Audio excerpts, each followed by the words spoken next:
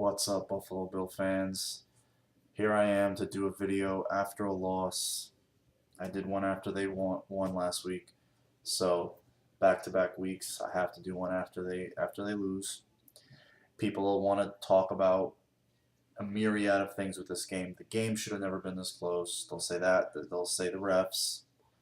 They'll say, 2-9 team, a 2-9 team that had done a lot more winning and going to the playoffs than the Bills, and has a good quarterback. I don't care what anybody says. Matt Ryan's a good quarterback, and he's an upper echelon quarterback in the league. Definitely a top 10 quarterback.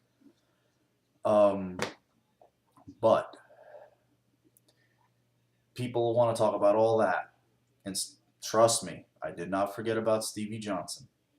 I did not forget, and I'm going to get to him. Trust me. People want to use all that and say the game should never been close, and all these, take your pick of what the grand excuse is going to be for this game from any given individual that's a Bills fan. Who are the Bills to say this or that, here nor there? Who are they? Because let's face it, and be honest, Bills fans, about this team. Not so much this team in particular, just the aura of the team. The general novice NFL fan hears Bills and they're just like, we should beat them. They suck. Who's their coach again? Who's their quarterback? Exactly. Unless you're a Bills fan and you're isolated in your own Bills world and follow them closely, you don't even know who their head coach or quarterback are. But most of the league, or a fair amount of fans, know who Stevie Johnson is.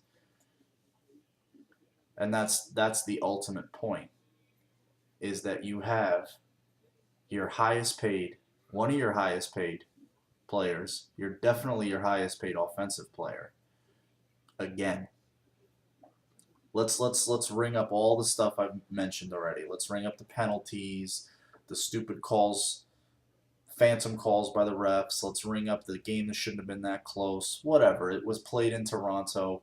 The game came down to supposedly one of their top players, or supposedly their top wide receiver, making another huge mistake in another big spot. Another game-winning situation blown. Whether it's a drop or a fumble is neither here nor there. The fact that it is him in that situation says it all. Period. I know people would love for it to have been an E.J. Manuel interception or something like that, so it would become a lot more black and white. But to me, it's still very black and white. And me and a few of my Bills friends have talked about this for the last month, about what the team needs going forward. First of all, I think Scott Chandler, be it a nice guy, humble guy, was playing out the string with the Bills anyway. It's not contractually obligated to be with the team anymore after this season. I think he was probably going to be gone anyway. But Stevie, however, is a different issue. Here's a guy I think the team needs to wash their hands of immediately. I'm not saying cut him. You have to be professional in a situation like this. You just can't put guys on the sideline and say, here, you stand there. I know people will bring up the Patriots, and I'm going to bring up the Patriots too, but for a much different reason. Because I'm going to take all the things, all the excuses that Bills fans are going to put on the Bills and say how the game should have never been close and all this other crap. Patriot fans are saying that about the Texans game today. Did you know that? Yeah, they won 34-31. I think the score sounds familiar. But you know what the Patriots are known for? They're known for winning. They're known for making big plays in big spots. Sans Will Fork, sans this guy's inactive, this guy's injured, forget it. Because they find guys, and they have the guy, obviously Brady, but still, they find ways to win those games. And if you're truly going to change the culture of the Bills organization and team, you have to rid yourself of guys who are just not, who are repeat offenders. Repeat. And his resume is replete with instances of failure in big moments. He's 28 years old. There's a certain point in every athlete's life or every career, whether it's a baseball player, football player, any sport, the guy is what he is. This is what you get. The finished product is here in front of your face. He's not going to go into the off season and all of a sudden start doing something that's going to change that. No. There is no workout. There is no science for it. That's it. Another perfect example today. Former Bills quarterback Ryan Fitzpatrick. I'm going to other games to find examples. What does he do?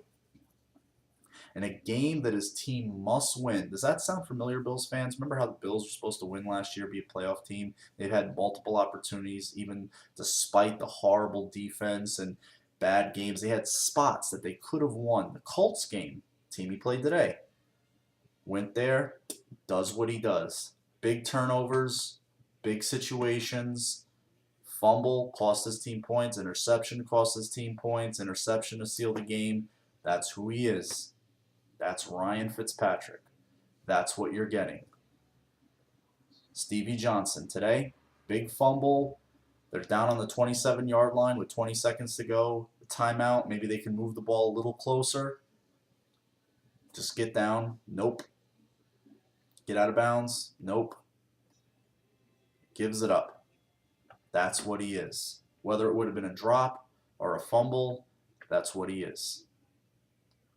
I hate to, sound malicious or mean, but if you've ever heard the term choke artist, it truly applies to him because he's had so many situations where it was a drop in the end zone or a drop where he was going to go into the end zone, or it was today, or the drop at New England. The drop against New England earlier this year.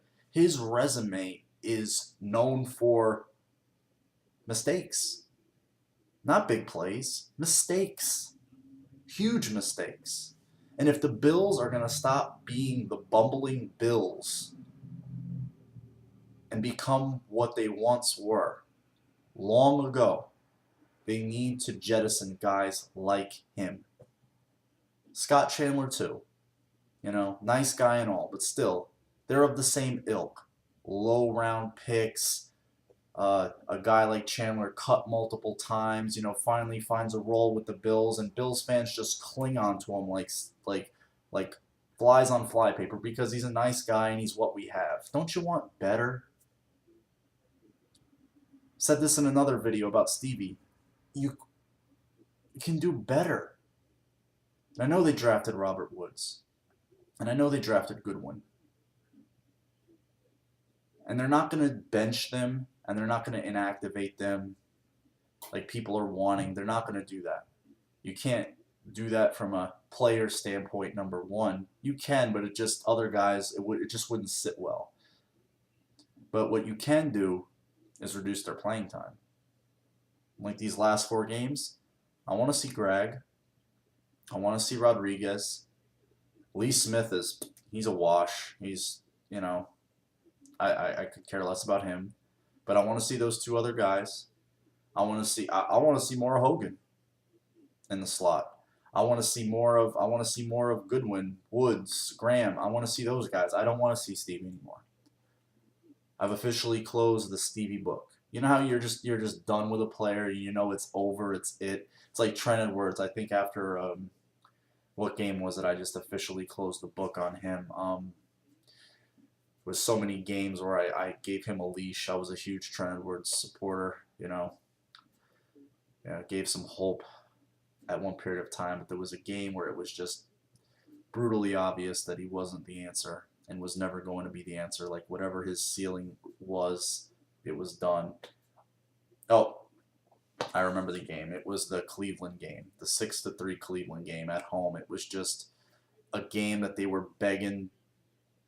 The other team was just begging to lose, and this guy just couldn't do it. He just couldn't put it together. Take a sack, throw an interception, bad incompletions. It was just like, okay, I'm done. I'm done with this guy. I don't need to see him anymore. He's done. And just like Stevie, it's just like today. I've been a big Stevie supporter. I've sang his praises for being tough and playing through injuries and playing hurt. And this year his body's breaking down even more, and he's had to take some games off. But it's these mistakes. It's these mistakes. These game killing, blood curdling screams, just of hair pulling mistakes that he commits, that you can't have it. You can't have it. If you're going to become a winning organization, you can't have it. Mike Evans, Sammy Watkins, I don't care. I know I've mentioned Evans, that's the one I want, but they need to officially wash their hands of him. It just needs to be done. There's certain guys in that locker room who are stand-up guys that deserve to win, but there's just certain guys that they just don't know how to win. And I feel like certain guys, as long as they're there, this team is going to keep losing games like we saw today and like we have seen over the last, I don't know, however many years. People want to say it's the most painful loss. You obviously haven't been a Bills fan long enough if you think this is the most painful loss. Sitting through 4 straight Super Bowls between the ages of 10 and 13 going on 14. That's painful. That's painful. The Music City Miracle was just the cherry on the sundae at that point. People want to hearken to the Dallas Monday night game. Like, remember the Music City Miracle? How much more painful does it get than that? The wide right field. I mean, come on. I remember those things vividly. And I'm done with those memories. But players like Stevie Johnson will continue to produce more of those vivid memories. And again, I know I've repeated myself over and over again today. You can find or pick any little minutia you want to pick at today. New England, same situation, went out and found a way to win because that's what they do. Against an inferior team, against a quarterback who, undrafted, by all means, they should just destroy. But lo and behold, they're down 10, whatever, 10-0, 17-7. They found a way to win. And the Bills put the ball in the hands of a guy who consistently finds ways for the team to lose. Forget the yards, forget where they played, forget the refs. It comes down to just that one thing. And I know it's tough. It's going to be a tough week. And playoffs are pretty much over with. But it does, again, if for Bills fans who didn't see it before, crystallizes what they need going forward. Period. And I'm sorry I took up a lot of your time. I rambled a little bit. It's a dejecting, demoralizing loss, but it's as clear as day to me. I'm not going to get caught up in all the other little things, like I've mentioned before, the penalties, the yards, or who caught this pass, or who gave up this. Your best receiver, all you're asking is your best receiver to hold on the ball. He caught a ball in a big spot. Just hold on to it. That's simple. That's not hard. You see it all the time. Shit, David Tyree had this guy draped all over him. He held onto the ball. You catch a ball in traffic, there's tons of guys flying around you. And Stevie doesn't pull away from anybody in open space. We know that. He just doesn't have the speed. And there's another thing. Your number one needs to be different. Your number one needs to be different. Bills don't have a number one receiver, and they need to go get one. All right, Bills fans, I appreciate it. It's 14 minutes. Sorry for the length. Have a good rest of the week.